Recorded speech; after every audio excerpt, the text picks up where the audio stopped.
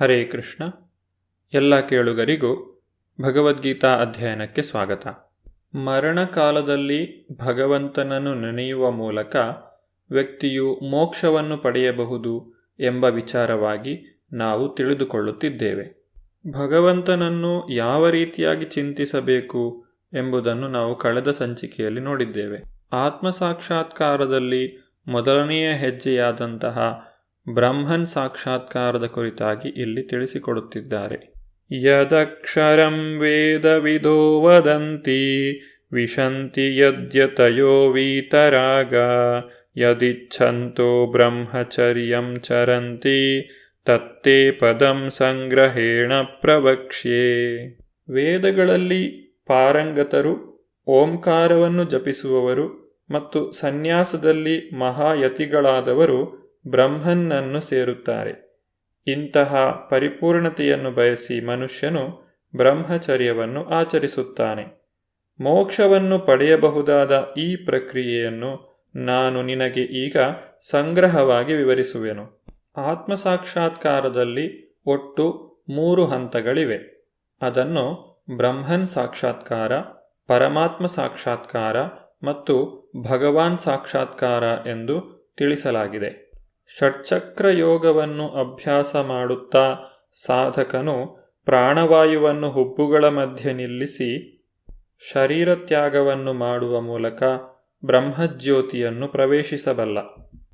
ವೈದಿಕ ಶಿಕ್ಷಣ ಪದ್ಧತಿಯಲ್ಲಿ ವಿದ್ಯಾರ್ಥಿಗಳಿಗೆ ಪ್ರಾರಂಭದಿಂದ ಬ್ರಹ್ಮಚರ್ಯದಲ್ಲಿ ವಾಸಿಸುತ್ತಾ ಓಂಕಾರದ ಅನುಸಂಧಾನವನ್ನು ಮಾಡಲು ಮತ್ತು ಕಟ್ಟಕಡೆಯ ನಿರಾಕಾರ ಬ್ರಹ್ಮನ್ನನ್ನು ತಿಳಿದುಕೊಳ್ಳಲು ಹೇಳಿಕೊಡುತ್ತಾರೆ.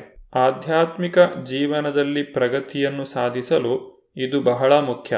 ಆದರೆ ಇಂತಹ ಬ್ರಹ್ಮಚರ್ಯದ ಅಭ್ಯಾಸವು ಈಗ ಯಾರಿಗೂ ದೊರಕುತ್ತಿಲ್ಲ. ಪ್ರಸ್ತುತ ಸಾಮಾಜಿಕ ರಚನೆಯು ಎಷ್ಟೊಂದು ಬದಲಾವಣೆ ಹೊಂದಿದೆ ಎಂದರೆ ವಿದ್ಯಾರ್ಥಿ ಜೀವನದ ಪ್ರಾರಂಭದಿಂದಲೇ ಬ್ರಹ್ಮಚರ್ಯವನ್ನು ಅಭ್ಯಾಸ ಮಾಡುವಂತಹ ಸಾಧ್ಯತೆಯು ಈಗ ಬಹಳ ಕಡಿಮೆ.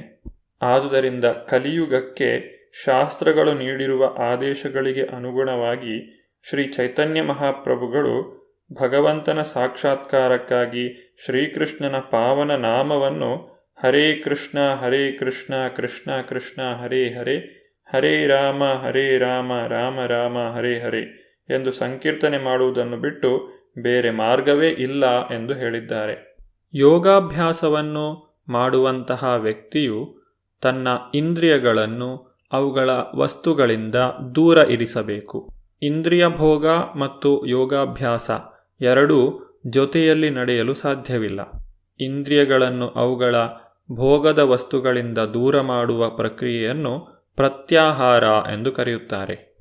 ಸರ್ವದ್ವಾರಾಣಿ ಸಂಯಮ್ಯ ಮನೋಹೃದಿ ನಿರುದ್ಧ್ಯ ಚ ಮೂರ್ಧ್ಯಾಧಾಯಾತ್ಮನ ಪ್ರಾಣಂ ಆಸ್ಥಿತೋ ಯೋಗಧಾರಣಂ. ಅನುವಾದ: ಎಲ್ಲ ಇಂದ್ರಿಯಗಳ ಚಟುವಟಿಕೆಗಳ ವಿಷಯದಲ್ಲಿ ನಿರ್ಲಿಪ್ತನಾಗಿರುವುದೇ ಯೋಗಸ್ಥಿತಿ. ಎಲ್ಲ ಇಂದ್ರಿಯ ದ್ವಾರಗಳನ್ನು ಮುಚ್ಚಿ ಮನಸ್ಸನ್ನು ಹೃದಯದಲ್ಲಿ ನಿಲ್ಲಿಸಿ ಪ್ರಾಣವಾಯುವನ್ನು ಶಿರಸ್ಸಿನಲ್ಲಿ ನಿಲ್ಲಿಸಿ ಮನುಷ್ಯನು ಯೋಗಧಾರಣೆ ಮಾಡುತ್ತಾನೆ. ಜಗತ್ತಿನಲ್ಲಿ ನಡೆಯುವಂತಹ ವಿಷಯಗಳನ್ನು ಗ್ರಹಿಸಲು ನಮ್ಮ ಶರೀರದಲ್ಲಿ 5 ಜ್ಞಾನೇಂದ್ರಿಯಗಳಿವೆ. ಕಣ್ಣು, ಕಿವಿ, ಮೂಗು, ನಾಲಗೆ, ಚರ್ಮ ಇವೇ ಆ 5 ಜ್ಞಾನೇಂದ್ರಿಯಗಳು. ಈ 5 ಜ್ಞಾನೇಂದ್ರಿಯಗಳ ಮೂಲಕ ನಾವು ಶಬ್ದ, ಸ್ಪರ್ಶ, ರೂಪ, ರಸ ಮತ್ತು ಗಂಧ ಎಂಬಂತಹ 5 ತನ್ಮಾತ್ರೆಗಳನ್ನು ಅಥವಾ ಇಂದ್ರಿಯ ಭೋಗದ ವಸ್ತುಗಳನ್ನು ಗ್ರಹಿಸುತ್ತೇವೆ. ಯೋಗಧಾರಣೆ ಮಾಡುವ ವ್ಯಕ್ತಿಯು ಈ ಇಂದ್ರಿಯ ಭೋಗದಲ್ಲಿ ತೊಡಗಬಾರದು. ಇಂದ್ರಿಯಗಳು ಸದಾಕಾಲ ಮನಸ್ಸಿಗೆ ಸುಖವನ್ನು ಅಥವಾ ದುಃಖವನ್ನು ನೀಡುತ್ತಿರುತ್ತದೆ. ಅಂದರೆ ಇಂದ್ರಿಯ ಭೋಗದ ವಸ್ತುಗಳನ್ನು ಪಡೆಯುವಂತಹ ಮನಸ್ಸು ದ್ವಂದ್ವಕ್ಕೆ ಒಳಗಾಗುತ್ತದೆ. ಯಾವಾಗ ಮನಸ್ಸು ಹೊರಗಿನ ಪ್ರಪಂಚದ ಸುಖ ದುಃಖಗಳಲ್ಲಿ ಭಾಗಿಯಾಗದೆ ಭಗವಂತನ ಚಿಂತನೆಯಲ್ಲಿ ತೊಡಗುತ್ತದೋ ಆಗ ಮನಸ್ಸು ಹೃದಯದಲ್ಲಿರುವ ಪರಮಾತ್ಮನಲ್ಲಿ ಕೇಂದ್ರೀಕೃತವಾಗುತ್ತದೆ. ಈ ಸ್ಥಿತಿಯಲ್ಲಿ ಜೀವಶಕ್ತಿಯು ಶಿರಸ್ಸಿನ ತುದಿಗೆ ಏರುತ್ತದೆ. ಇದನ್ನೆಲ್ಲ 6ನೇ ಅಧ್ಯಾಯದಲ್ಲಿ ನಾವು ನೋಡಿದ್ದೇವೆ. ಭಗವಂತನ ಸಾಕ್ಷಾತ್ಕಾರವನ್ನು ಪಡೆದುಕೊಳ್ಳಲು ಅತ್ಯಂತ ಸುಲಭದ ಮಾರ್ಗ ಎಂದರೆ ಕೃಷ್ಣ ಪ್ರಜ್ಞೆಯನ್ನು ಬೆಳೆಸಿಕೊಳ್ಳುವುದು. ಭಗವಾನ್ ಶ್ರೀಕೃಷ್ಣನ ಸೇವೆಯಲ್ಲಿ ತೊಡಗಿರುವಂತಹ ಇಂದ್ರಿಯಗಳು ಭೋಗದ ವಸ್ತುಗಳಿಂದ ದೂರ ಇರುತ್ತವೆ. ಅವುಗಳನ್ನು ಕೃತಕವಾಗಿ ನಿಯಂತ್ರಿಸುವಂತಹ ಅಗತ್ಯವಿಲ್ಲ. ಹೀಗೆ ಮನಸ್ಸನ್ನು ಸದಾಕಾಲ ಶ್ರೀಕೃಷ್ಣನ ಪಾದಕಮಲಗಳಲ್ಲಿ ನೆಲೆಸುವುದರಿಂದ ವ್ಯಕ್ತಿಯು ಸುಲಭವಾಗಿ ಆತ್ಮಸಾಕ್ಷಾತ್ಕಾರವನ್ನು ಪಡೆಯಬಹುದು. ಇದನ್ನೇ ಸಮಾಧಿ ಸ್ಥಿತಿ ಎಂದು ಕರೆಯುತ್ತಾರೆ. ಓಂ ಇತ್ಯೇಕಾಕ್ಷರಂ ಬ್ರಹ್ಮ ವ್ಯಾಹರನ್ ಮಾಂ ಅನುಸ್ಮರನ್ ಯಾ ಪ್ರಯಾತಿ ತ್ಯಜನ್ ದೇಹಂ ಸ ಯಾತಿ ಪರಮಾಂ ಗತಿಂ.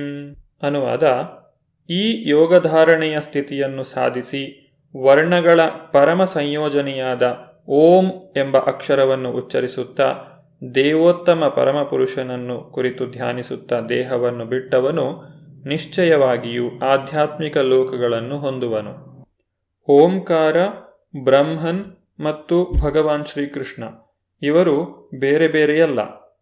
ಶ್ರೀಕೃಷ್ಣನ ನಿರಾಕಾರ ಶಬ್ದವೇ ಓಂಕಾರ. ಹರೇ ಕೃಷ್ಣ ಮಹಾಮಂತ್ರದಲ್ಲಿಯೂ ಓಂಕಾರವು ಸೇರಿದೆ. ಕಲಿಯುಗದಲ್ಲಿ ಹರಿನಾಮವನ್ನು ನೆನೆಯುವ ಮೂಲಕ ವ್ಯಕ್ತಿಯು ತನ್ನನ್ನು ತಾನು ಉದ್ಧರಿಸಿಕೊಳ್ಳಬಹುದು. ಭಗವಂತನು ತನ್ನೆಲ್ಲ ಶಕ್ತಿಯನ್ನು ತನ್ನ ನಾಮದಲ್ಲಿ ಇರಿಸಿದ್ದಾನೆ. ಹರೇ ಕೃಷ್ಣ ಕೃಷ್ಣ ಕೃಷ್ಣ ಹರೇ ಹರೇ, ಹರೇ ರಾಮ ರಾಮ ರಾಮ ಹರೇ ಹರೇ ಎಂಬಂತಹ ಹರೇ ಕೃಷ್ಣ ಮಹಾಮಂತ್ರವನ್ನು ಜಪಿಸುವ ಮೂಲಕ, ಸಂಕೀರ್ತನೆ ಮಾಡುವ ಮೂಲಕ ವ್ಯಕ್ತಿಯು ಆತ್ಮಸಾಕ್ಷಾತ್ಕಾರವನ್ನು ಸುಲಭವಾಗಿ ಸಾಧಿಸಬಹುದು. ವೈಕುಂಠಧಾಮವನ್ನು ಪ್ರವೇಶಿಸಲು ಇದು ಸುಲಭವಾದ ಮಾರ್ಗ.